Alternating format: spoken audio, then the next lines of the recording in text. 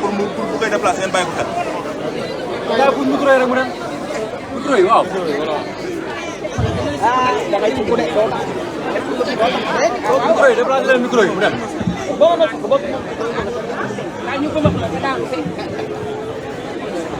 waaw mbokk yi asalaamaaleykum.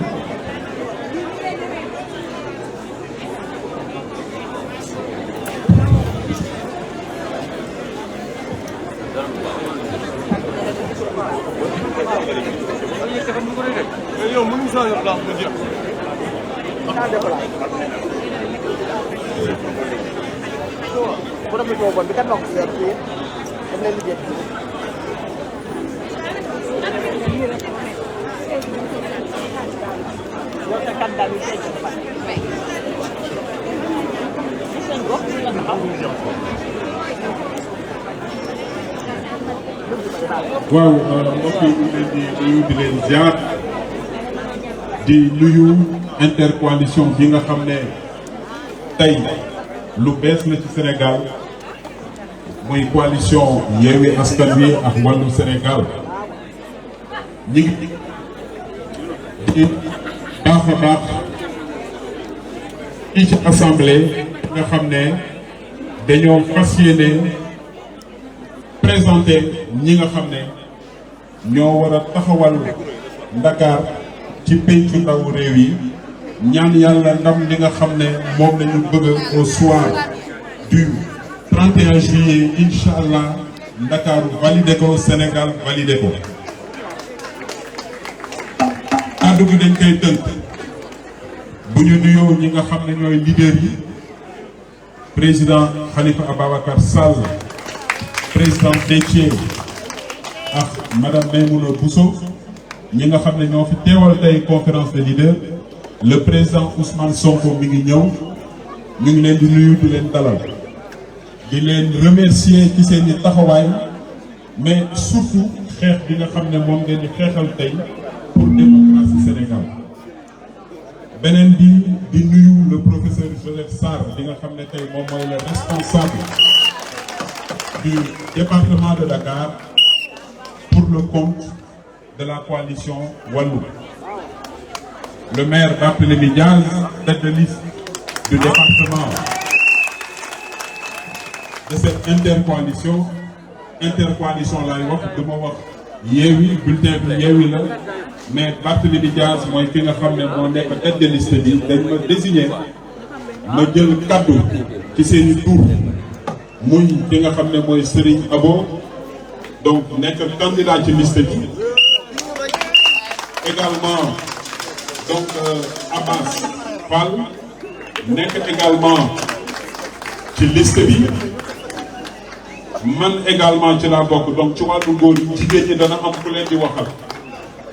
message bi nag lenn la fi ñu tollu tey fi Sénégal tollu tey coow li bari na yàgg nañ di wax naan troisième mandat dana am du am coow li bari na waaye solution bi mën nañ ko régler léegi trouver ko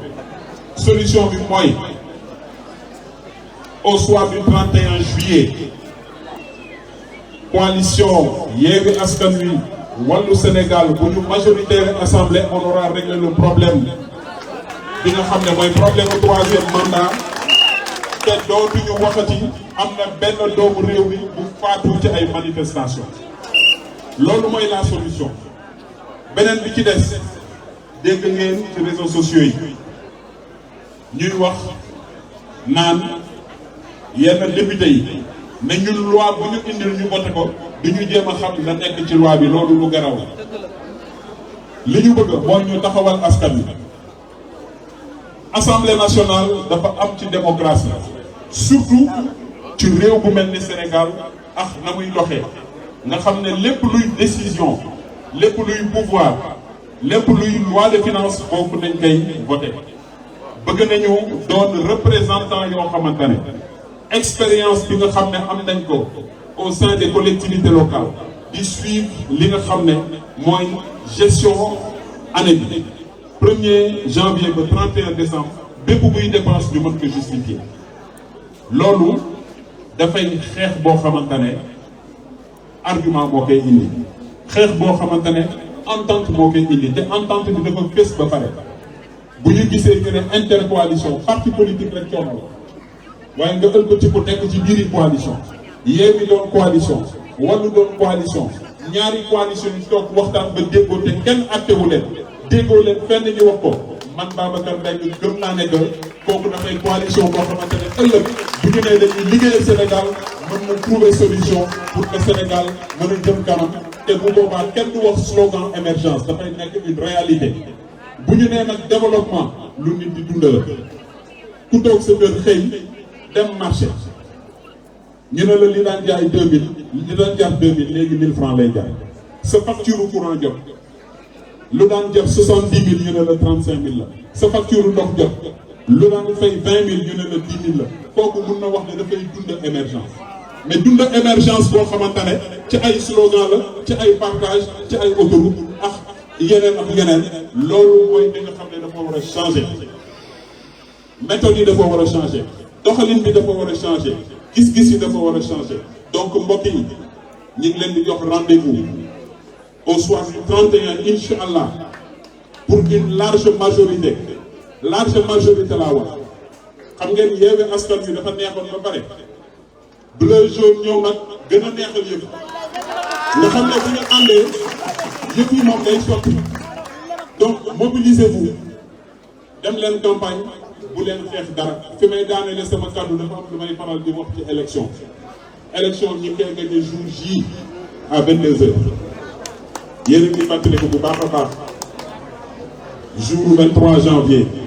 ba ñu demee élection locale man dañ ci laay doog a gis Barthélémy Dias di feeñ te xam naa ne au soir du 31 am na beneen buy ñëw mais li ma bëgg nag restons vigilants nañu campagne nañu wax ak waa Ndakaaru nañu wax ak waa Sénégal képp kuy xamante ne doomu réew mi la war nañu wax ak yow xamal la lan mooy programme Yewwi Wallu lan mooy seen stratégie naka nañu bëgg a développer Sénégal ban taxawaay nañu war a am biir assemblée incha allah pour que Sénégal jëm kanam ñu ngi leen di gërëm di leen sant jërëjëf. Merci honorable Papa Mbengue. Qui mooy seen député moo nar a toogal Assemblée nationale. En l'entendant parler tout à l'heure, voici quelqu'un qui comprend les enjeux de l'heure. Merci honorable. Donc nous allons donner la parole à notre sœur, Madame la députée Ndiallo Bathily.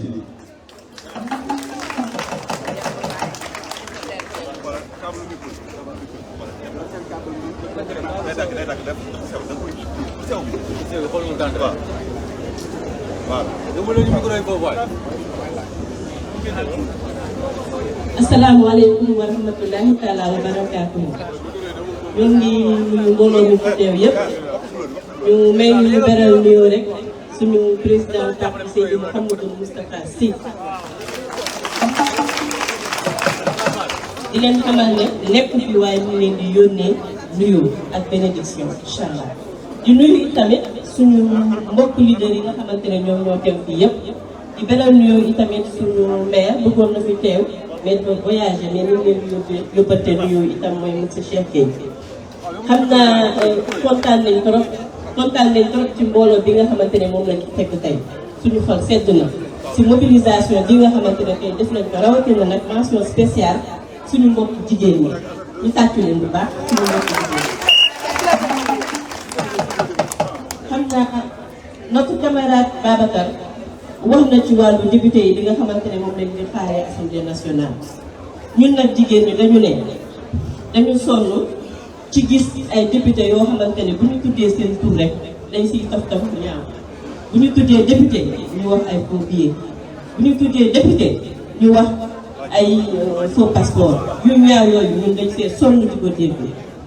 ndax loolu nekkul objectif bu député bañ nañ ko ba dañuy wax honorable mooy koo xamante ne dafay tegu si yoon di def lu yoon dafay noble donc ñun nag nga xamante ne tey am nañ fierté représenter département bi assemblée nationale parce que ne leen incha allah li nga xamante ne moom la ñuy xaaree député yi bu ñu demee ñu teg si sa suñu tànk foofu ñu doxalee ko parce que ne leen incha allah représenter leen dignement yéen mbooloo ñu yéen peuple bi di ñaan yàlla mu may ñu kàttan ñu eggale bi loolu beneen bi ñuy wax itamit dañ leen di lancer appel yéen mbooloo mi yëpp ndax yàlla dogal na tey moom mooy début campagne bi officiellement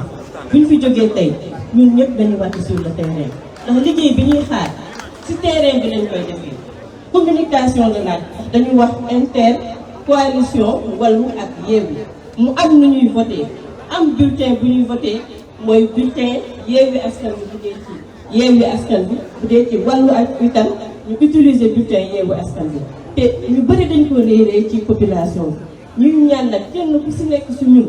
su wàccee sur le terrain mu def loolu suñu campagne def ko suñu communication wax ak askan wi wax leen naka la ñuy voté ñu xam ko parce que ñu ngi fàttali ne suñu objectif lan la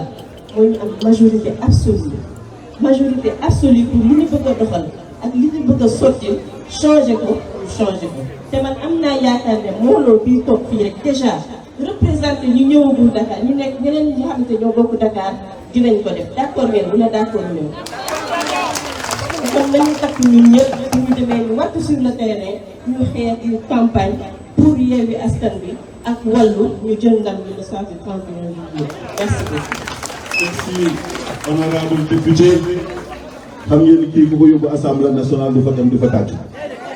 Nous avons entendu un discours responsable. Vous me permettrez juste me nuyu la présence d'un grand responsable du PDS, monsieur Assane Ba. Il est là aujourd'hui avec nous.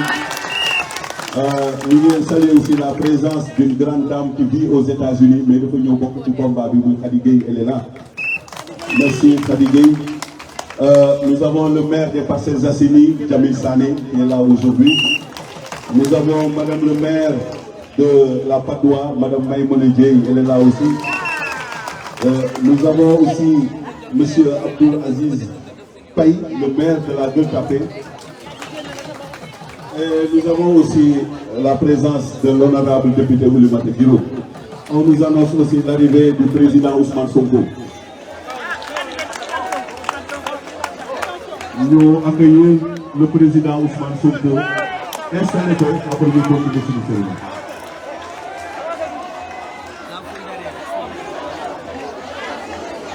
Merci monsieur Souleymane Kamara, il est là, le maire de Sicap Liberté. Merci monsieur le maire. Donc ñu ñaan leen ngeen tàcc bu baax le président Ousmane Sonko.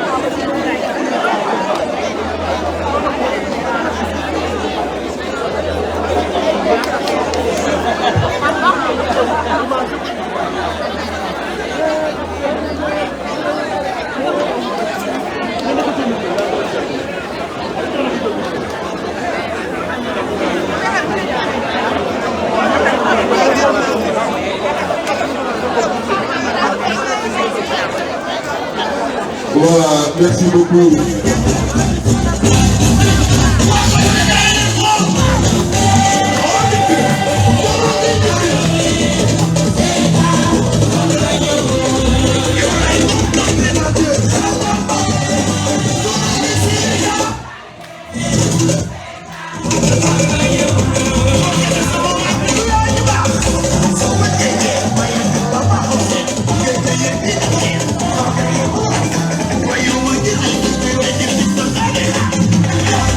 Mama,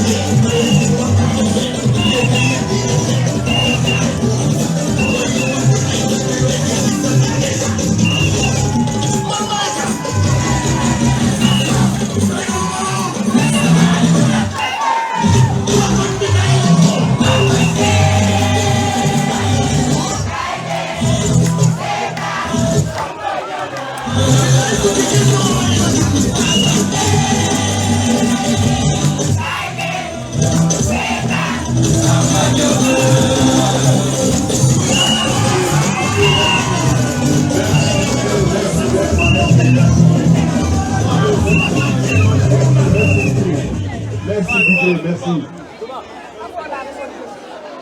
Vous pouvez rejoindre votre place, s'il vous plaît. Merci. Vous pouvez rejoindre votre place, on va continuer la cérémonie, s'il vous plaît. Merci.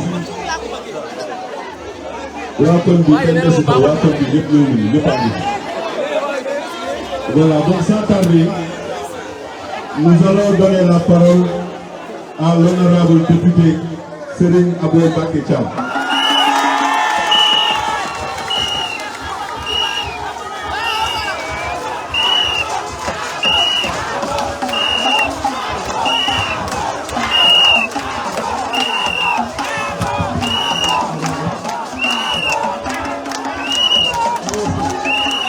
Merci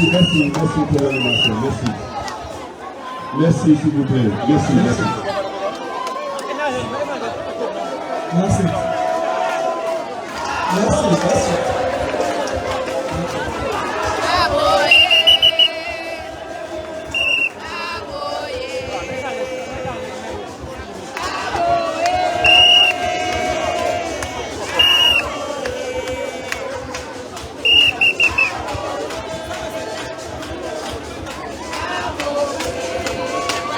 asalaamaaleykum mbooloo mi ñoo ngi nuyu kenn ku nekk ci turam ak santam di jiital ci nuyoo bi le frère secrétaire général national du parti démocratique sénégalais maître Abdoulaye Wade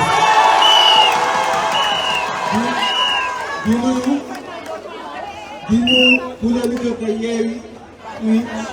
di ko teg ci loxo monsieur le maire Khalifa Ababacar Sall. Nous, le coordonnateur départemental de la grande coalition Wallu Sénégal de Dakar, M. Joseph Sarr. Nous aussi, M. le maire, tête de liste de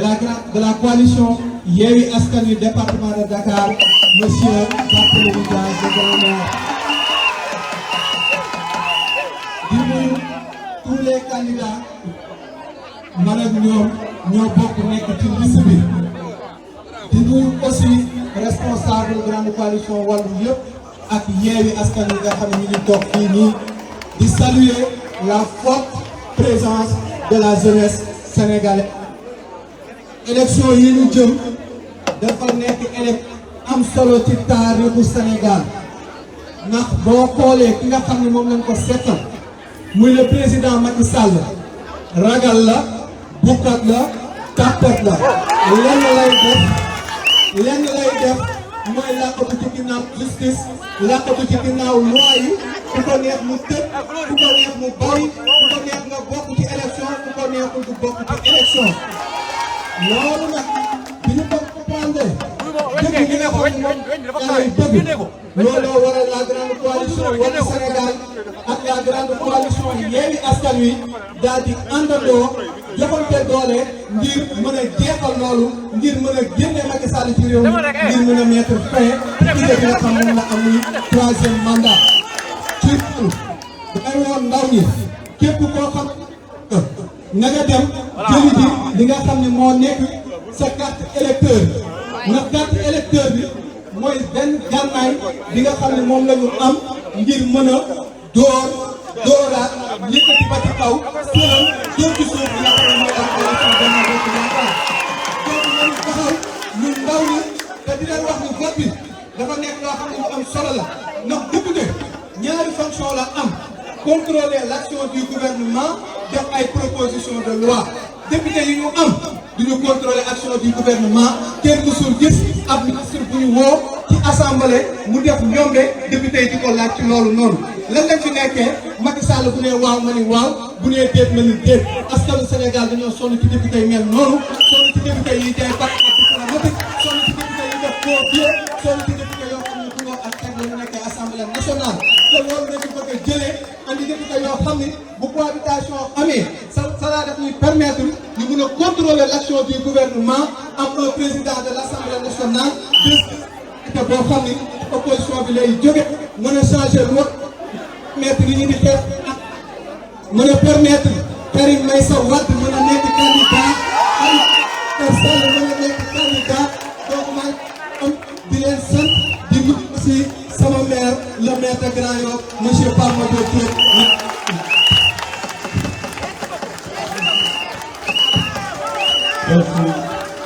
Merci honorable député. Merci honorable député. xam nga ñoom am nañu yaakaar bu wér ni nous allons vers une assemblée de rupture. Et je pense que le président Ousmane Sonko bu toog fi tey il est fier d'entendre ses jeunes frères tenir de tels discours. À présent dañuy jël kàddu gi jox ko le chouchou de Dakar. Moom il est le maire de la ville de Dakar, moi je suis le maire de la commune de Mermoz Sacré-Cœur. Tout à l'heure waa ñu nee na ne Barthélémy Dias liggéey bu mu liggéey ville de Dakar man maa ko dàq liggéey mairie Mermoz Sacré-Cœur. Et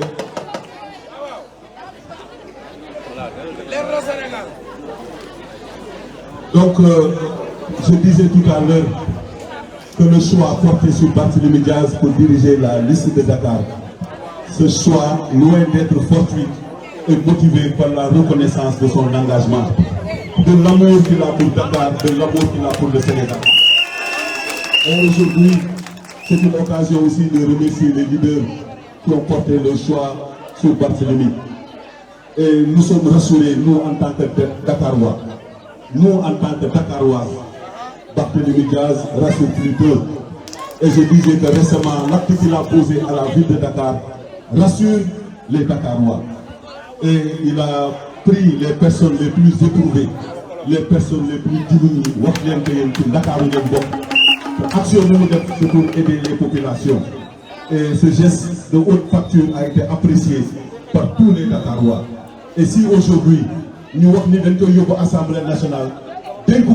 mu nekk président de l'Assemblée nationale lañ jëm incha allah. Donc tey moo ñëw fii tey ànd ak les responsables les honorables députés yi nga xam ne présenté naa leen léegi ñu waxtaan ak yéen. Donc sans tarder, monsieur le président de l'Assemblée nationale, nous vous donnons la parole. Assalamu alaikum mbokk yi ñu ngi leen di nuyu di leen di ziara di leen di jox seen wàccuwaay mbokk yi nag waaw dinaa leen wax naa leen di dig inchallah parce que mbokk yi élection yi mooy nekk le coup kaw final moo tax ginnaaw ba ma leen nuyoo ngeen may ma nuyu les leaders de l'intercoalition Yewwi Wallu di ci jiital suma kilifa suma xarit suma mag le président Khalifa Ababacar Sall di nuyu suñu xarit suñu doomu nday l'honorable député Déthié Fall di ko masawu di ko jox wàccuwaayam di nuyu le responsable départemental du PDS monsieur Joseph Sarr di nuyu madame Maïmouna Bousso représentante de parti moom tamit ñu ngi koy masawu di ko encouragé di nuyu suma doomu ndeyu bopp le président Ousmane Sonko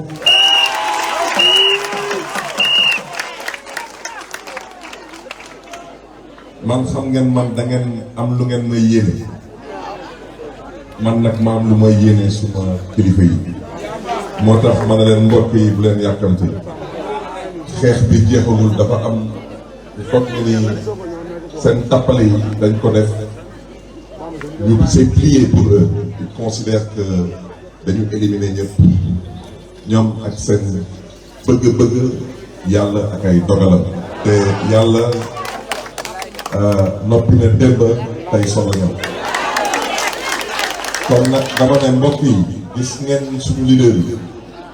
lu ñu namoon ci ñoom mooy ñu nekkoon ay député nekkoon ay président de l'Assemblée nationale da ngeen xam ne lépp ngi seen loxo tey vous pouvez faire de ces leaders des premiers ministres et des ministres de la République tey naa leen wax lu tax mën na nekk président Macky Sall bu muy dëpp kees ci 2019 ne moo gagné élection présidentielle dafa amoon ay leaders yu mu tëjoon ci kaso bi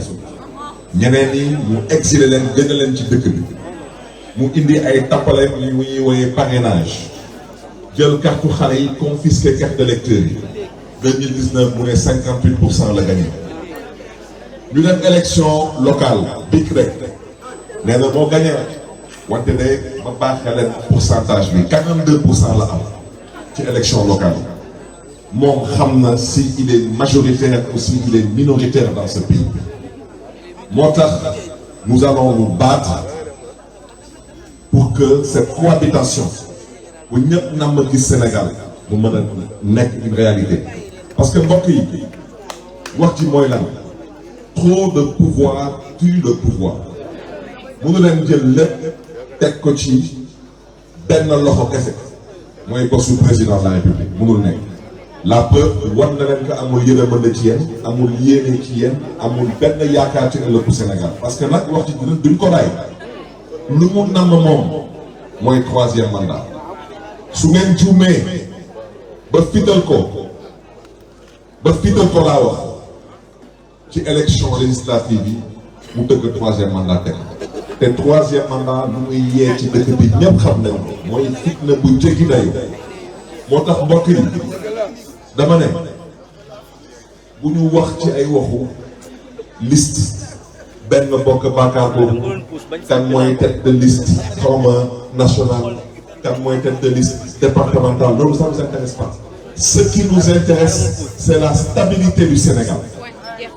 et tey stabilité boobu Macky Sall mu ngi koy fooye moo tax les élections législatives du 31 juillet 2022 nous devons d'abord voter contre Macky Sall. Nous devons ensuite voter contre le projet de 3e mandat de Macky Sall. Parce que nous voulons voir pour 13e législature. Parce que 13e législature, ce nous donne tel que taille bilan, à gâcher en tant que peuple.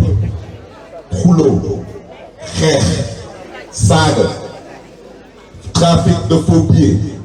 jaay passeport diplomatique. ak nam ma tamit dëgëral fii góor jigéen ci dëkk bi dañuy wax te bañ ko ray da ngeen génne baar yi dama ne ñoom bëgguñu lekk askanu Sénégal bëgguñu fini askanu Sénégal ci mbiru góor jigéen bi ñun nag suñu yàlla maye ñu toog assemblée nationale dañu fas yéene ci fulla ak fayda wax ci mu leer parce que Sénégal nu mu tëddee de par son histoire sa culture ses valeurs ak mbiru góor jigéen mënul porter fii biir Sénégal kon nag ñoom seen wax duñ ko wax yéen nag waa Dakar moom wax naa leen leen yox ba pare nee naa leen liste bu ñu leen proposé ñoom man bëgguma tudd tur wante ci seen juróom-ñaari tànneef yooyu dafa am ci benn pomme de terre bu nëb façon xut waaw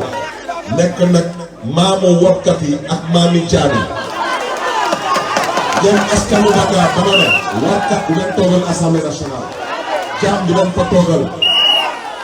kon nag dama ne kooku xam ngeen ko kooku su ngeen juumee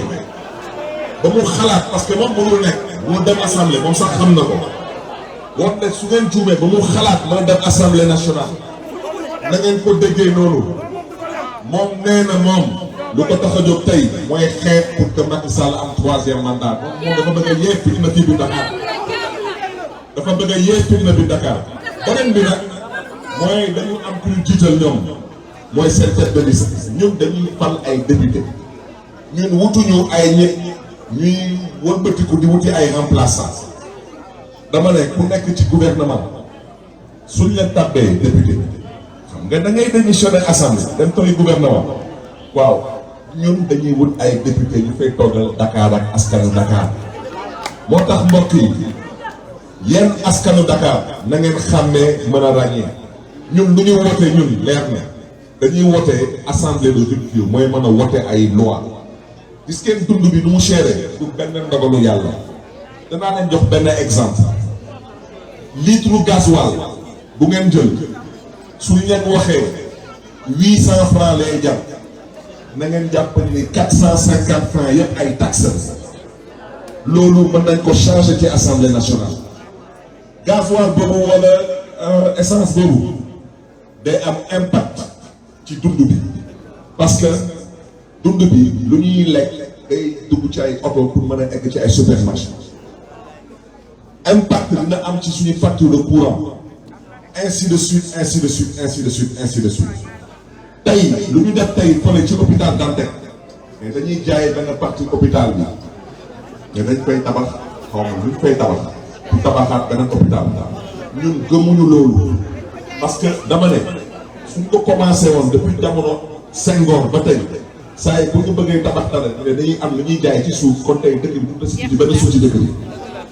ñun suñu demee assemblée nationale incha allah dañu fas yéene lijjanti mbiru suuf parce que ce n'est plus normal que ay fonctionnaires kenn faru leen kenn xamu leen ñu nekk seen biir bureau di jël alalu mbooloo bi di ko tongtongee ak di ko fooy suuf day jaar assemblée nationale dañ koy waxtaanee parce que la vérité tey mooy lan mooy dañu noonu tey góorgóorlu ba la vocation des structures comme la SICAP comme les HLM mu mën a dellu siwaat fii ndax sénégalais mën a am accès au logement ay location banque juddoo Dakar yaroo Dakar dëkk Dakar màggee Dakar dina la yow doo mës a am kër fii bu Dakar ngay gis benn fonctionnaire bëgg fi am ay 40 terrain loolu dina fi dàkk dama ne mbokk yi dañu bëgg dem assemblée nationale ginnaaw dund bu cher bu fay xeex dañu ne éducation bi dinañ ko teg ci yoon xanaa tey de Sénégal am pétrole ak gaz ñuy taxaw di bëgg a sonal nit ñi ak pétrole ak gaz ñun dañuy ay tout temps di màgg foo mun di dem biir Sénégal dañ leen ne la richesse du Sénégal ce sont ses ressources humaines mooy doomu aadama mooy alalu Sénégal tey doomu aadama mënatul faju doomu aadama tey mënatul jàng doomu aadama tey mënul lekk ba suur mënul naan ba géex loolu dinañ ko fi xeex mbokk yi bañ a guddal dama ne mbokk yi le 31 juillet bii incha allah waxoon naa leen ko ci élection locale yéen waa Dakar ma ne leen 9h laa génn ñu célébrer bii moom bind leen 7h30 laa wax di célébrer waxuma daal leen di dóor dama ne yàgg naa leen ko wax nit ki mën nga ko dóor mu fayu wante koo duma laa wax koo duma moom day nangu rek kon nag mbokk yi dafa ne élection locale yi dañ leen duma de 100 000 voix na ngeen góorgóorlu rek ba élection yi mu nekk 200 000 voix pour biir Dakar parce que biir Dakar amul match amu fi compétition amu fi moo tax may sàkku ci yéen mbokk yi bu leen xuloo bu leen xeex bu leen saaga te bu leen nangu kenn di këpp seen yenuwaan parce que ñoom tey ñu ngi ci seen ay pexe dañu éliminer suñu liste nationale ñu foog ñu ne nag ñoo gagné coupe du monde yàlla nag il dira son dernier mot parce que cette liste là même si c'est de façon symbolique nous porterons le combat parce que je vous dis camarades je vous dis chers concitoyens la cohabitation est à portée de main Macky Sall est minoritaire dans ce pays avec 42%. kon nag bañ a guddal mbokk yi na ngeen ma waxoon dëkkandoo yi ak njaboot yi ak xarit yi Barth nee na 31 juillet laa wax 2022 19h30 na bodo bodo bu jëluwaay na waa kon bi gën a ñëw seetaan 19h30 na waa kon bi gën a ñëw seetaan ñu leen di gën a jàll sa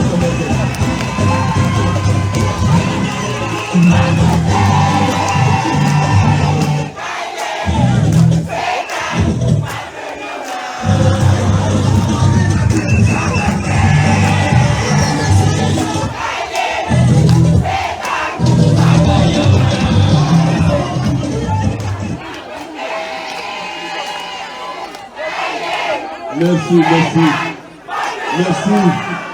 Donc c'est un avant-goût de ce que nous allons suivre dans les prochains jours à travers les affaires de Dakar.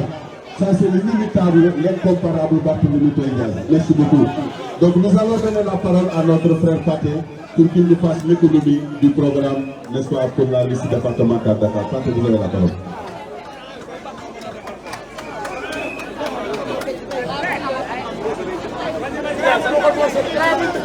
Assalamu alaikum mbooloo mi ñu ngi teew ñëpp ci le président de la coalition de la conférence des leaders de la coalition Yewwi Askan Wi di ko jaarale ci loxo le grand maire Barthélémy Dias pour mu tàbbilal ma ko ci loxo le président Ousmane Sonko. Donc le département de Dakar va commencer officiellement sa campagne suba inch'Allah ci alxamis. Donc suba inch'Allah ci alxamis bi la ñuy commencé suñu campagne ñi koy commencé nag Cambérène lañ koy commencé pour baaxantal ndax loo doon def mu jigle doo ko bàyyi. Donc yaakaar naa bu ñu demee Cambérène bu ñu def dara lu dul topp ci tànku suñu kilifa Khalifa Ababacar Sall comme ni ma ko daan def. Donc suba alxamis Cambérène la ñuy tàmbali. Donc bu ñu ko jógee ci àjjuma ji ñu dem fekki suñu mbokk yi nekk Ngor ak Wakaam. Donc bu ñu jógee Ngor ak Wakaam ci samedi bi ñu dem HLM dem Biscuiterie. dimanche nag dañ koy jagleel suñu doomu ndey suñu xarit le maire Madiop Diop avec la commune de Grand Yoff. Donc dimanche inch'Allah le 16 ñu dem ñun ñëpp à Grand Yoff avec la caravane de l'intercoalition Yewwi Wallu. Donc bu ñu ko jugee nag bu lëndee inch'Allah di dem fekki waa plateau. Donc lundi inch'Allah ñu ngi dem plateau fekki suñu doomu ndey Pape Diouf ak ñu àndal. Donc bu ñu jugee foofu le mardi 19 ñu dem fekki le grand maire Babacar Mbengue à Hann Bel-Air. Bu ñu jugee Hann Bel-Air le mercredi 20 ñu dem ci ñaari communes yi nga xam ne kenn naatable wu ko ci place Sainte-Place fii ci département bu Dakar muy la commune de Sicap Liberté et la commune de Dieuppeul Derklé. Donc bu ñu jugee ci commune yooyu le jeudi 21 ñu dem fekki xaritu le maire Barthélémy Dias le maire Pala Samb dans la commune de Fann Pod Amitié. Léegi ci même bis bi dañ ciy toftal la commune de Fass Colobane Gueule Tapée avec le maire monsieur Abdou Aziz Paye. Donc bu ñu jugee foofu le vendredi 22 ci àjjuma ji ñu dem à la grande commune de Grand Dakar fekki foofu l'honorable Aïssatou Fall ak ñu àndal dans la commune bi. Donc bu ñu jugee foofu nag le samedi 23 mooy daj dëkk bi. Le samedi 23 moom nous allons accueillir les leaders avec le méga meeting de Dakar.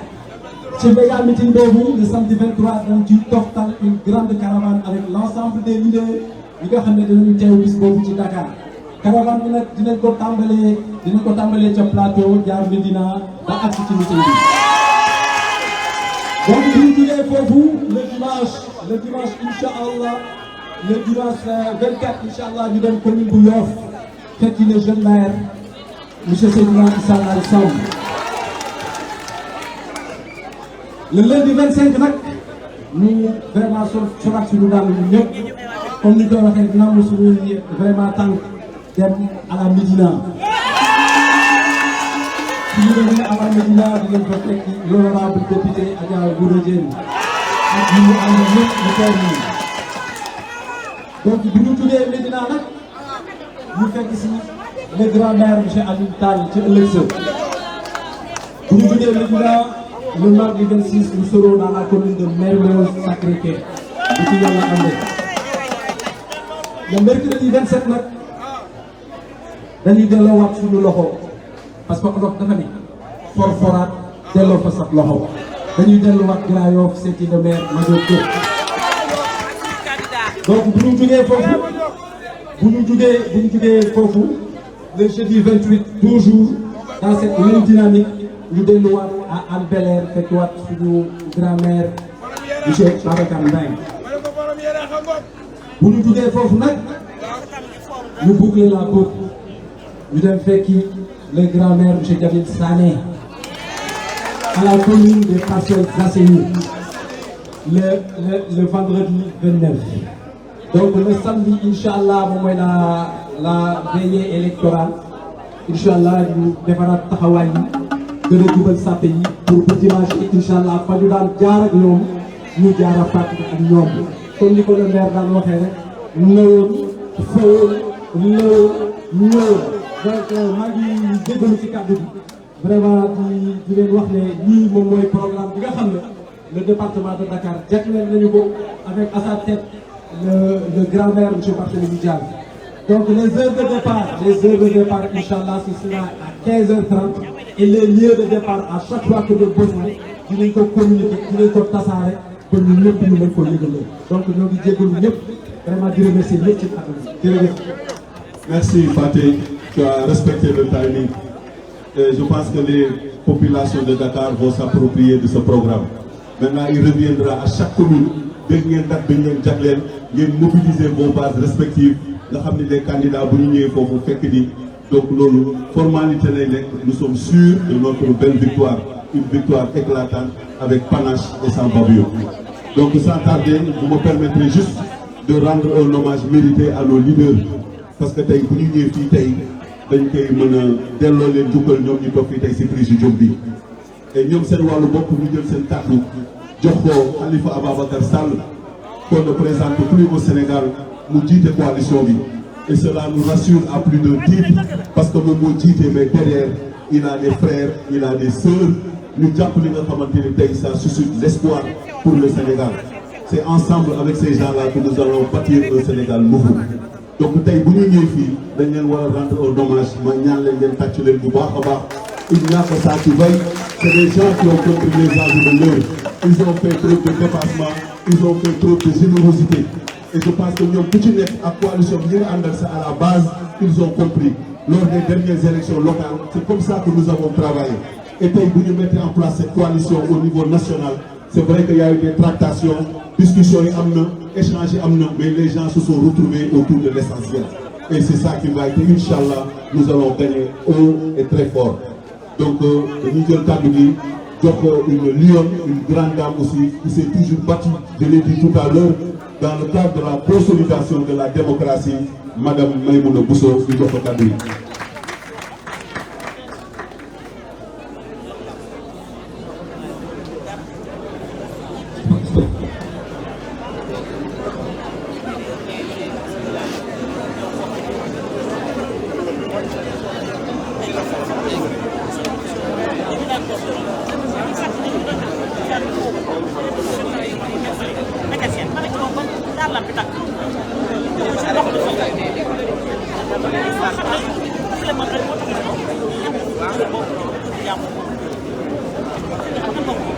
asalaamaaleykum mbokki Dakar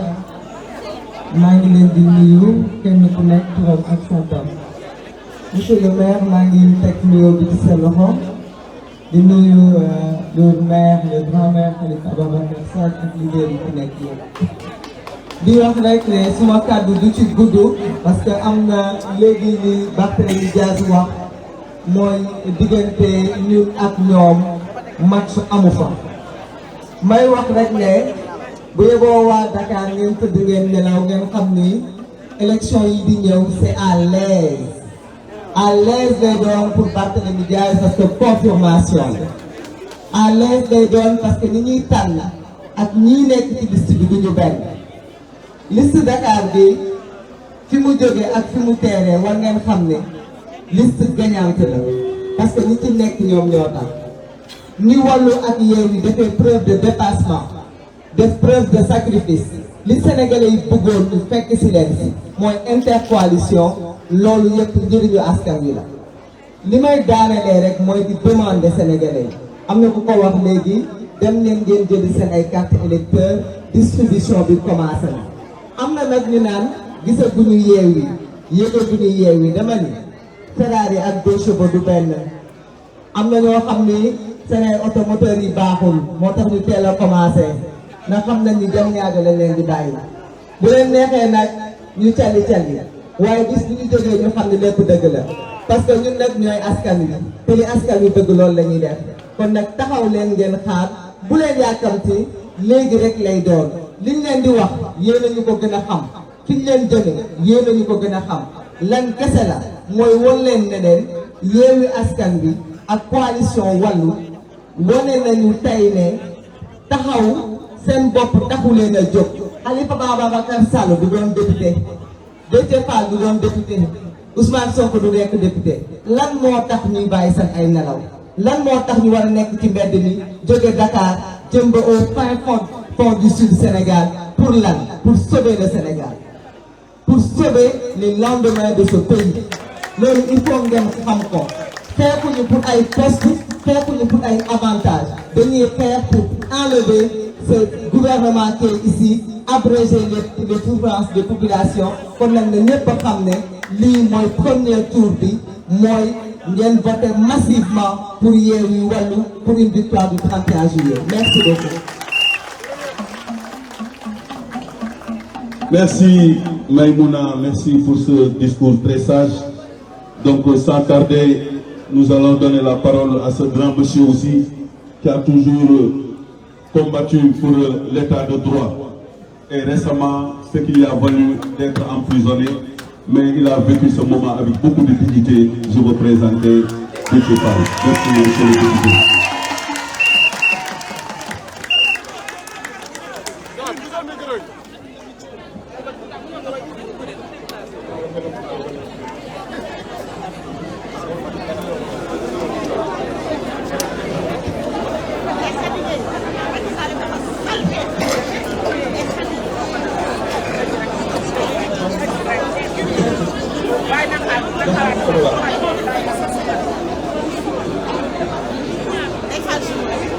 jërëjëf. asalaamaaleykum mbokk Sénégal di nuyu ku nekk ci turam ak santam ku nekk foo mën a nekk di ci biir Sénégal ak bitim réew di am mbégte dellu si fii nga xam ni bi ñu jibee élection locale yi yàlla defoon na ndaje bu ñu mel amoon fii les mêmes leaders toogoon fii am lu ñu doon sàkku sunu borom may ndam bu yaatoo yaatu kon bu ñu dellusiwaatee fii dañuy gën a am yaakaar ci li nga xam ni moom la ñu jub di féliciter di encourager le maire Barthélémy Toye Dias du tête de liste départementale de Yewwi Wallu à Dakar wax na ko enjeu bi du gagner Dakar enjeu bi mooy ban score la ñuy am biir Dakar lan la ñuy bàyyee Benno Bokk Yaakaar 100 000 la woon kon nga ko def ko yitte pour que au moins l'écart soit de 200 000 voix et loolu c'est à notre portée wax na ko ni Macky pèse 42%. loolu c'est le chiffre généreux ndaxte 42% yooyu mooy Benno Bokk Yaakaar dafa compétir ci 43 départements ñun ñu compétir ci 30 départements ça veut dire boo jëlee 13 yi ci des def fa 0 pour ñun boobu lay amee 42%. mais boo ramené lépp ci 30 yi mu sëgg fa foofu 37% la am ñun ñu am 32%. kon en réalité loolu moo yëngal Macky Sall li ko yëngal ba tax mu jéem a éliminer liste de Dakar dans un premier temps yàlla bañ mu jël def li nga xam ni amul ci àdduna kuppati ay liste jël liste titulaire Yewwi teg de côté li ko yëngal mooy loolu mu xam na ni 37%. mu am 32% ci 30 départements yi ñu sëgandoo leer na ni ko bu ñu demee pour cette fois ci 54 départements yi 46 à l'intérieur et 8 au niveau de Spora 7% yooyu dina gën a wàcc te day gën a wàcc parce que may mun a wax na ko léegi nekk ci liste ak bañ a nekk ci liste la ñu yamale li ñu yitteel mooy askan wi te askan bi daan gis ñu battre campagne comme si c'était la liste titulaire de Yewwi Askan Wi moo nekk en compétition ndaxte góor la ku ñu mën a teg sa kanam dès lors que ñu ngi partagé ak yow philosophie bi yanul li nga xam ni moom nga waroon yanul ko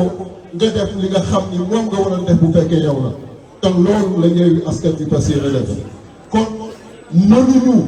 duggee ci seen liste la bokk wala du bokk ay kon ñoo nekk Yewwi Askan Wi on fait confiance nous allons battre campagne nit c'était nous ñoo nekkoon ci liste bi nga xam war a def des nag mooy depuis loolu gisagul leen ñu ndax tabaski bi la dañu nañu bàyyi sénégalais yi comme c'est une fête particulière ñu mën ko dund mais je vous annonce ici que dès le vendredi inchallah bu ñu jullee juma Sénégal dina xam ni ñu war a wàcc ci terrain bi wàcc nañu ci terrain bi ndax daan ñu gis Guédiawaye gis bu Kër Massar samedi ñu gis ci Tivaouane c'est ça qui est prévu et bu boobaa daanu xam ni wala fu Njaay ñu ngi koy wax bu gone bëggee Dakar kuy. Merci Président Déthié Fall. Nous vous avons écouté avec beaucoup d'intérêt. Revenir sur la stratégie. Et je pense que li ma doon wax dañ ko waxoon ci njëlbeen mooy le combat qui s'annonce est en effet très sérieux pour que nous soyons réduits aux rivalités personnelles.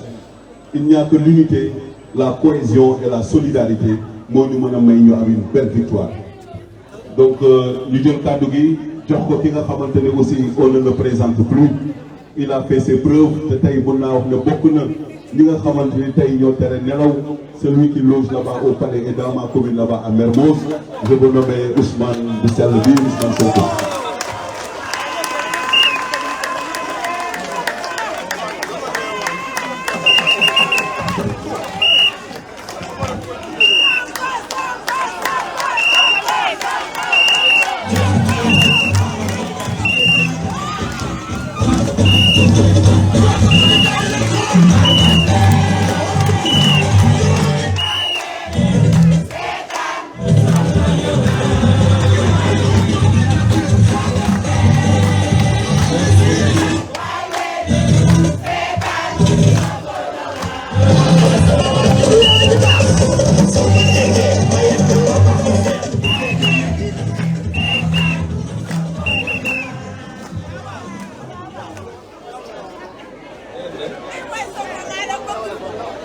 gaay asalaamaaleykum ñu ngi leen di nuyu di am mbégte teewaat fii ndax fàttaliku leen nii kii la ñu lancé woon suñu campagne locale defe naa ñun ñëpp gis nañu jig nañu di ñëwaat tey di fi lancé suñu campagne élection législative di wax nag nii tête de liste nationale Yewwi Askan Wi mooy waxtaan ak yéen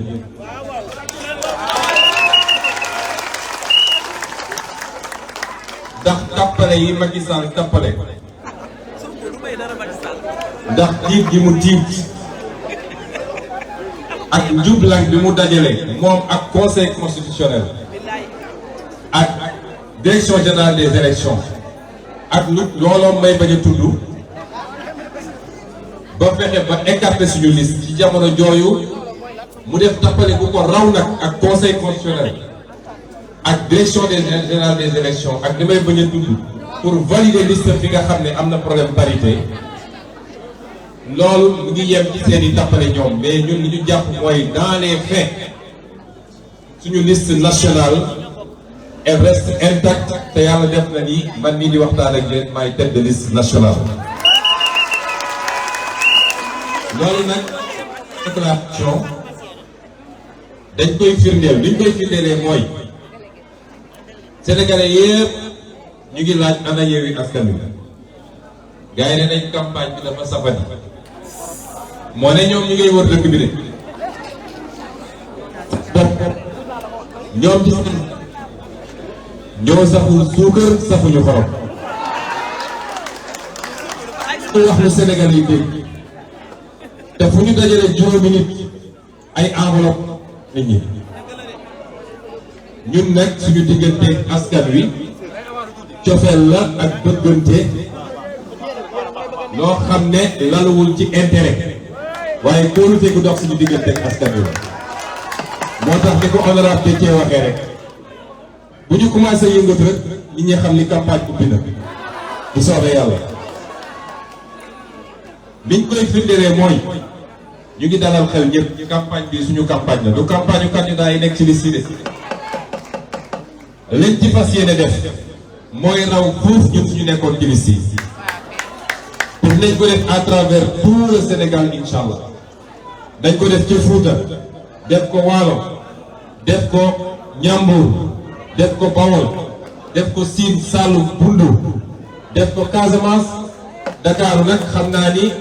le grand rassemblement li ñuy wax assemblée populaire boo xam ne lu kenn mësu ko gis bu soobee yàlla dinañ ko fi def mbokk yi dama bëgg ñun ñëpp ñu jàpp dara élection yii mënuñu ko perdre mënuñu ko perdre dañ koy gagné bu soobee yàlla il faut ñu inscrire ko parce que du question ñun du question ñi nekk ci liste yi ñu ay député assemblée du loolu mooy objectif bi gis ngeen li xew barki démb benn réewu Asie fële ñu koy woowee Sri Lanka mën nañ ko musal suñu bopp musal ko Sénégal Sénégal yëpp dëppoo nañ ni Macky Sall bu fi am forcé troisième mandat du gouverner Sénégal ak ku ko mën a jàppale nag jënd lu mu bëgg a jënd yëpp ci ay waxkat moo xam ci presse moo xam ci ay kilifa moo xam mais su fi forcé troisième mandat complot ko conseil constitutionnel du gouverner réew loolu amuñu ci luñ ciy seet amuñu ci sago parce que dëgg bu jotee rek dañ koy wax réew mi kenn ku ne dañ fi am sa wàll nañu bàyyi tappale bi bu xaalis génnee ku nekk di wax bu xaalis génnee ko son déclaration bu ne ku yaakaar ni mën nga jënd nit ñëpp gouverner te boobu amuloo majorité ci sa réew da ngay nax sa bopp ñi fi defoon troisième mandat yëpp ci coup d'état la mujj ñi fi defoon troisième mandat yëpp Alpha Condé anamu ke Mali anamu Idriss Déby anamu lan la jëriñ ku ñu jox réew ñaari at mu ci def yaa waroon démissionné moo tax élection bi ñu dalal seen xel tey lañ ci gën a taxaw ko suñu nekkoon ñun sax ci liste yi te dinañ ko def fépp ci Sénégal te dinañ ko duma bu leer nañ ñu koy dànkaafu nag moom Macky Sall ak koy amee nag gëm loo ko mun na nekkee lu ñëpp foog ñu intimidé day nax bopp dóoraat tëjaate bi bëri na saaga ji bëri na sosalaate ji bëri na lépp ñëpp a ngi koy gis Sénégal barki démb géej gi ngeen kaawu xale bi ñuy wax Pape Mamadou Seck ma koy wax Macky Sall wax ñu foo dugal Pape Mamadou Seck parce que comme ñoom ay assassin lañu rey nit ñi dara ci ñoom bu dee dañ ko rey ba pare di koy habillé ñoom daal dañ ñu wax ñoo jàpp doomu jàmbur sosal ko créer ay dossier seen procureur bii nga xam ne li ma wax démb rek naay waxaat li tax ñu teg ko fi xam nañ ko liy diggante ba Macky Sall depuis Kaolack ba Fatick ba fii xam nañ ko na génn leeral Sénégalais yi fan la dugal doomu jàmbur bu ñu yaakaaree ni mën nañu intimider nit ñi dañuy nax seen bopp créer seen dossier terrorisme seen dossier rébellion seen dossier lii seen dossier là ñoo ngi koy xaar ci taatu daala Macky Sall ak ñi mu àndal ñu koy dem xaar foofu nii élection yii bu foogee ne dina ko sàcc bu romb doon day nax boppam barki dégg ngeen ñu organiser seen i truc seen i journalistes yu mën a fen man du ma fi nekk dinaa laam-laame maag saa waay ñëwee naan ay daje naag Mballo nee na suñ gagné élection yi dina ko nangu loolu mos ma ko waxal Mballo amul fenn bu dee loolu lañ koy def liñ ciy jublu mooy préparer sàccu élection ba pare na ma waxoon ma leeral ko fii bu sàccee élection yi du rees ci bureau du ko nangu kon man sénégalais yi laay waxal foofu lay daaneel juróomi at ci gannaaw ci même période bi man de dama jiite woon liste Khalifa Ababacar Sall mi dafa jiite woon liste donte complot na ko tëj ko ba mënul campagne keneen ak keneen jiite liste ñu ne leen bu leen jox Macky Sall majorité à l'Assemblée nationale bu ci def lu baax dégluwuñ ñu jox nañ ko majorité waaye Sénégal àdduna yëpp dëppoo na ni juróomi at yi weesu Sénégal amuloon Assemblée nationale li yées yi lu ñu am seen Assemblée nationale mooy juróomi at yi ñoom buñ doon gor dañu waroon def seen bilan de législature war fu faire proposition de lan moo la ñu def ci seen majorité ci juróomi at yooyu dañu waroon wax ak Sénégalais yi kon juróom at yooyu weesu na bilan bi baaxut ngir yàlla Sénégalais yi dañu bàyyi tappale bi liy defar réew mi ñun lay doon koo dégg réew 10 ans def ci lu baax ba jox ko assemblée nationale 10 ans def ci lu baax bu dellu see ne la jox ma assemblée nationale waxuma la nga may ko sax majorité relative waaye 10% de score sax Macky Sall waroon ko jox. enjeu yi nag ñëpp xam nañ ko enjeu troisième mandat mi ngi ci te ku ko wax fitna am ci réew mi enjeu musal Sénégal ci instabilité mi ngi ci. enjeu delloo gor yi Sénégal yépp seen légitimité ba ñu mën a présenté wu ci élection bi ñu ko war a présenté wu mi ngi ci enjeu musal suñu réew ci ay loi yu bon ñuy voté wala loi yu baax yi ñu bañ a voté tudd na ci léegi benn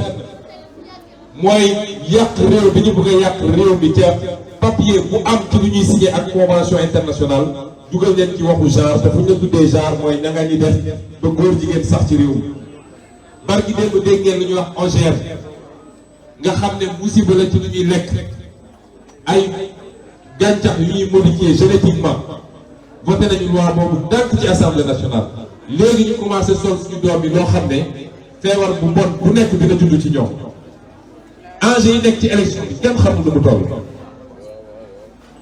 ci ñetti fonction yi nga xam ne mooy fonction député bi ci gën a am solo rek mooy contrôler l'action du gouvernement waaye bor Sénégal fan la toll Macky Sall leb naa lebal te lépp li ko andi mooy gaaw du tabax quelques ponts defar train defar lii pour ne jox leen ma ñetteelu mandat bor boobu d'ici 10 générations dañ koy fay ci anam yoo xam ne jaarul yoon suñu pétrole ak suñu gaz jaay nañ ko te xam ngeen ni tey la ëpp solo ndax gis ngeen li xew diggante Russie ak Ukraine Europe amatul gaz ñëpp ñi ngi teg bët suñu base Sénégal bi bu dee doomu Sénégal ñàkk nañu pour la personnalité ba seetaan Macky Sall ci ndóol la ñuy continuer dëkk tubaab bi jël suñu gaz ak suñu pétrole yëpp dem noosee ko ñoom càcc gi nekk ci réew marché public yi détournement de deniers publics ñoom léegi seen i néeg lañ seen kër la ñoom ay coffre-fort di ci denc ay milliards ci jamono boobu ndaw ñi amuñu liggéey hôpitaux yu baaxul école yi baaxul leneen ak leneen loolu mooy enjeu élection bi est-ce que dinañu nangu nag gannaaw bu ñu sàccee alalu réew bi yëpp ñëw di ko jox nit ñi ñuy gaaw di leen voté laat jox leen 5 ans boo xam ne duñ fi def dara loolu mooy enjeu élection bi kon lii dinañu boole ñaar fa lay daanele mooy wax na ko léegi à partir de vendredi terrain bi dina saf-saf nag ndax ñun suñu digganteeg sénégalais yi relation d'amour la relation d'estime la cofeel la fu ñu dem gars yi génn soxlawu ñu joxe xaalis te dinañ ko def ci Sénégal yëpp waaye ñun dañoo ñëw ak ay proposition ngoon bu nekk leader yi dinañ ko def man de jox naa rendez-vous chaque 22 heures sama page Facebook dinañ jukki lenn ci suñu programme wax ko sénégalais yi ne leen lii la ñu fas yéene def ci assemblée nationale bi la ca des nag mi ngi seen loxo jarul meeting yu bëri jarul xaalis bi dul jeex porte en porte fekk leen nit ñi seeni kër fekk leen ci gare routière yi fekk leen ci marché yi nit ñi soxlaatuñ soo wootee meeting yu mag militants yi ñoo fi ñëw ak sympathisants yi waaye keroog gis ngeen bi ñu wooye meeting am nañu ay nit waaye bi ñu nee tëgg leen kaso leen nit ñi gën a bëri ñooñu dañ leen di fekk seen biir kër kon porte à porte caravane dañu def ñaar wala ñetti meeting yu mag doy na ci sëkk lii la ñu bëggoon wax ci gàttal ñu ngi leen gërëm di leen sant assemblée nationale bu soobee yàlla le 31 juillet coalition Yewwi Wallu ñoo koy jiite bu soobee yàlla merci beaucoup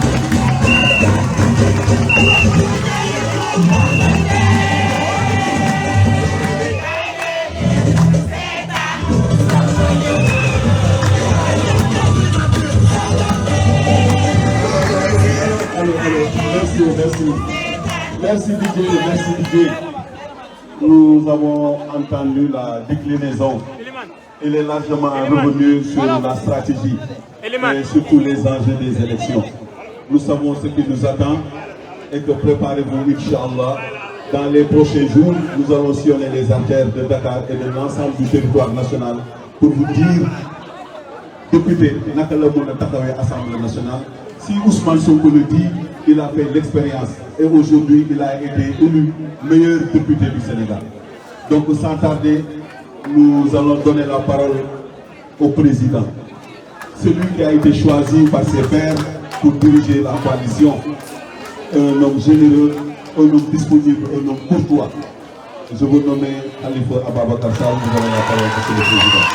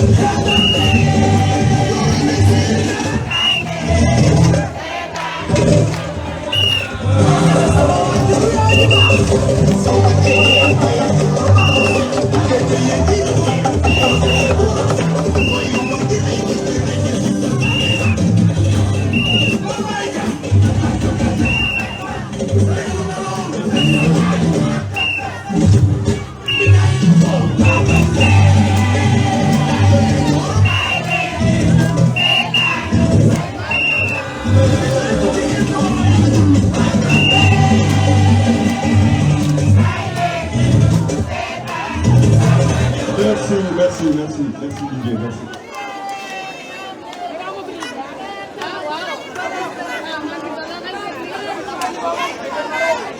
Merci.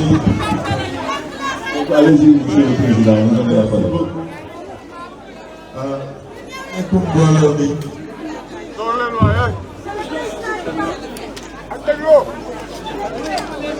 Salam alaikum. dama ne su fi yëpp tax neex parce que nag fii la woon nii la woon ñuy ñaan yàlla mu demee na mu demee woon Jo maa ngi lay nuyu maa ngi lay sant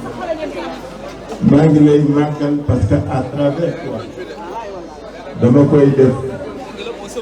pour toute la direction du PDS mais surtout pour suñu waajur le président Abdoulaye Wade. C'était la fii boobu signification la am pour ñun ñu koy rafet bu baax a baax à travers yow aussi ma nuyu sama Karim Wade.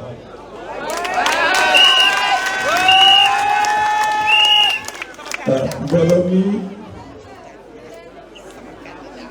Barthélémy Dias bi mu waxee ba pare suñu député yii di ñëw wax ba pare ngeen teg tan ma ci kii nga xam ne moom la wax rek la bëgg te nga man te man ko kaar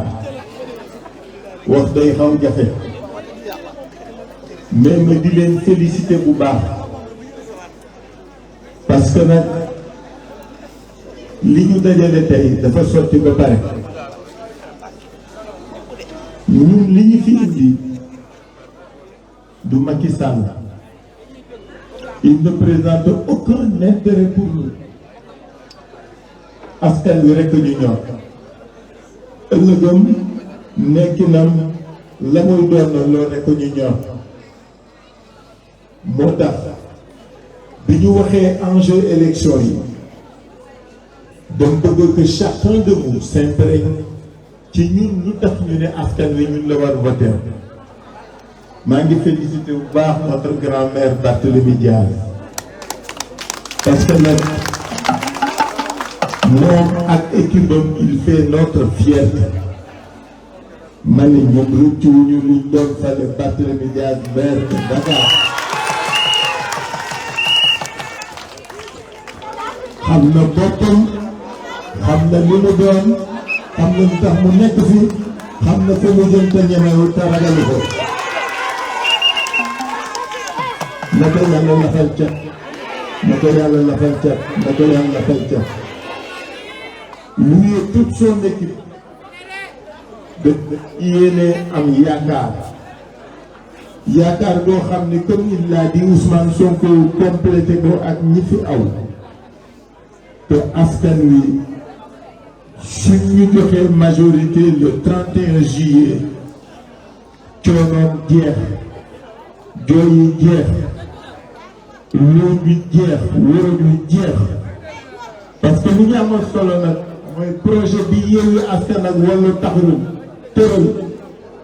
projet bu développement askan wi dong la nit ñi rekk ñu ñor nit ñi rekk ñu tax jóg. Barthélémy day wax ak man keroog mu ne man mairie Dakar waa Dakar rekk ma ci ñor lu leen faj lu leen jox liggéey lu leen yokk lu leen yóbbu kanam lu leen dem. soo jëlee loolu mu décliné pour Dakar loolu la Yewwi Askan Wi décliné au plan national nit ñi dong ñu ñor ba tax na projet bi nga xam ni moom la ñu porté te fas ci ak yéen li mu jiital li mu mujjal ni bindu te nekkin mooy seen li jëme kanam dama ne li ci jiitu mooy cadre bi nga xam ni moom la Sénégal yi war dunde mooy institution yi ak li ko wër di ngeen ñu fal incha allah boobaa ngeen xam ni lépp dëgg la nag parce que lu woonoon dana woon ni réew mi dana changer au plan des institutions pour que dëgg wu dox fi yoon am fi mais surtout développement nekk fi loolu moo lal suñu projet nan la ñuy fexe ba maatay gi ak kumba am ndey ak kumba amul ndey gi jeex fi loolu moo ñu tax jóg. Regardez ce que Ousmane Sonko a rappelé tout à l'heure maatay gi nga xam ne moo am ci réew bi moo fi dox loolu moo war dakk kenn du ko fi dindi na ku dul nit ñi moo tax daañu def des réformes institutionnelles yoo xam ni waxeet dana fi dañ parce que nag fii la ñu waxoon 2016 ci référendum bi ni waxu troisième mandat dootu fi am tey ñu naan ñu nii wii nii noonu loolu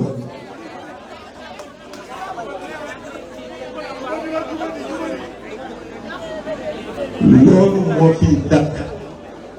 Nous voulons restaurer la crédibilité de la parole publique dañu bëgg su nit njiit kilifa kuy nekkal askan bi di wax ci turam la ngay wax nit ñi bañ a di wax àccam. On avait pensé que 2016 aurait été ce moment-là. Malheureusement dana changé wu. Donc réforme institutionnelle de définitivement réew mi weesu ay xulóowu mandat ay xulóowu durée mandat ak ay justice yu dul dox loolu mooy suñu yéene bi jiitu au plan institutionnel bi ci tegu nag mooy nit ñi liggéeyal leen jëriñ leen fexe ba dóol bi dañ parce que nag wax nañ ko sànq nit ñi sonn nañu lool sonn nañu trop ku dox ci mbedd yi ci tabaski bi xam nga ni réew mi nit ñi sonn nañu kooku moom ku ko wax ak ku ko waxul mais am nañu sonnul am na gars yi sonnul de moom waxtu bi nee na dana delloo si 21 bii nee na 19 heures la su ngeen bëggee 19 heures mu gën a daagu fexe leen ba sécuriser seen vote. gis nga élection moom ak àllaaxiraayam lu ngeen fa jiitu lu ngeen ko fa fekk dem leen ci nit ñi dem leen wax ak nit ñi dem leen nekk ak nit ñi mais surtout dajale leen nit ñi vérifier leen carte d'électeur yi vérifier leen bureau de vote yi vérifier leen lieu de vote yi fajar na leen fa fekk ku voté na fa toog ba ñu publier résultat. ma ne élection dañ kaa mérité naagu waruñu doo waruñu xeex la ba mu jeex. may fàttali rek ni la coalition l'intercoalition Wallu Yewwi 28 départements yi ku fa dëkk daañ leen génne liste bi Yewwi lay voté. Dakar gii su ngeen demee di ngeen fi fekk bulletin Wallu di ngeen fi fekk bulletin Yewwi mais kuy voté bulletin Yewwi nga war jël. dañ bëggoon nit ñi jàpp ko 46 départements yi ci 28 départements yi daañ leen jox liste bi di ngeen fa fekk ñaari bulletin yi mais ci 28 départements yi ku fa dem bulletin wu Yewwi Askan Wi nga war jël muy bulletin bu weex yor picc mi dagg ba mu jàmm. 18 départements yi des ku fa dem bulletin Wallu ngay jël. damay wax ni ñi nekk Yewwi ñëpp laa ci wax 18 départements yi kenn du jël bulletin Yewwi bulletin Wallu ngay jël. parce que li ma bëgg ngeen xam mooy li leen di joxe résultat ak i député ci département yi lañ koy defaree seen vote département moom la ñuy compter pour xam ci gagné suñu paree sooga selon le quotient dem ci liste nationale. donc su ngeen bëggee gagné élection yi da ngeen di gagné seeni département. il faut que les gens le comprennent. su ngeen ñëwee Dakar c'est Yewwi su ngeen demee Pikine c'est Wallu su ngeen demee Mbacké c'est Wallu su ngeen demee Thiès c'est Yewwi su ngeen demee feneen c'est Yewwi daañu leen jox liste yi ngeen xam ko parce que élection bi dafa am solo su ngeen juumee rek danañu am lu ñu neexul donc dama bëgg ci ñoom aussi ci campagne d'explication yi ngeen yee ci xelu nit ñi Yewwi Wallu Inch'Allah on est sûr de gagner. Merci Monsieur le Président Khalifa Ababacar Sall. Donc chers sympathisants, chers militants, nous venons d'écouter nos leaders. Ils ont donné le tempo. Xam leen ni tey nelaw jeex na à partir d'aujourd'hui. Tout à l'heure Pathé a décliné le programme d'activité boo xam ne dinañ ko def ci ay feuilles distribué ko dans tout le département de Dakar ngeen pare. Et li ñuy dund tey aujourd'hui nous pouvons l'assimiler à l'histoire du chêne et du roseau. Pas arrivé à la tempête, le chêne a été déraciné, le roseau a certes plié mais n'a pas rompu. Donc vivement au soir du 31 juillet pour une victoire éclatante de la coalition Yewwi Wallu. Je vous remercie.